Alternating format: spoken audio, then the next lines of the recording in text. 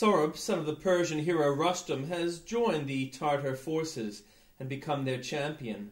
Rustum and Sohrab engage in single combat, neither knowing the identity of the other, and Rustum kills his son.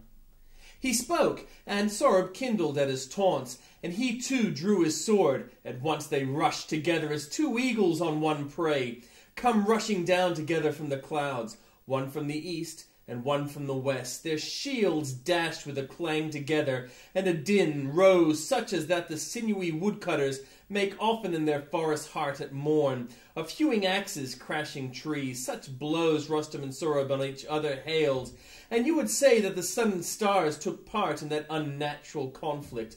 For a cloud grew suddenly in heaven, and darked the sun over the fighters' heads, and a wind rose under their feet, and moaning swept the plain, and in a sandy whirlwind wrapped the pair. In gloom they twain were trapped, and they alone, for both the onlooking hosts on either hand stood in broad daylight, and the sky was pure, and the sun sparkled on the Oxus stream. But the gloom they fought, with bloodshot eyes, and labouring breath. First Rustum struck the shield, which Sohrab held stiff out. The steel spike spear rent through the tough plates, but failed to reach the skin, and Rustum plucked it back with angry groan. Then Sohrab with his sword smote Rustum's helm, nor clove its steel quite through, but all the crest. He shore away in that proud horsehair plume, never till now defiled, sunk to the dust. And Rustum bowed his head, but then the gloom grew blacker, thunder rumbled in the air, and lightnings rent the cloud, and Ruksh, the horse, who stood at hand, uttered a dreadful cry.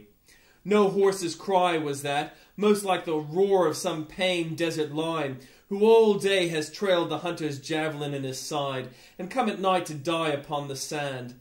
The two hosts heard that cry, and quaked for fear, and Oxus curdled as it crossed his stream. But Sohrab heard, and quailed not, but rushed on, and struck again, and again Rustum bowed his head. But this time all the blade, like glass, sprang in 1,000 shivers on the helm, and in his hand the hilt remained alone. Then Rustum raised his head, his dreadful eyes glared, and he shook on high his menacing spear, and shouted, "Rustum!" Sohrab heard that shout, and shrank amazed. Back he recoiled one step, and scanned with blinking eyes the advancing form, and then he stood bewildered, and he dropped his covering shield, and the spear pierced his side. He reeled and staggered back, sunk to the ground, and then the gloom dispersed, and the wind fell, and the bright sun broke forth and melted all the cloud, and the two armies saw the pair, saw Rustum standing safe upon his feet, and Sohrab wounded on the bloody sand.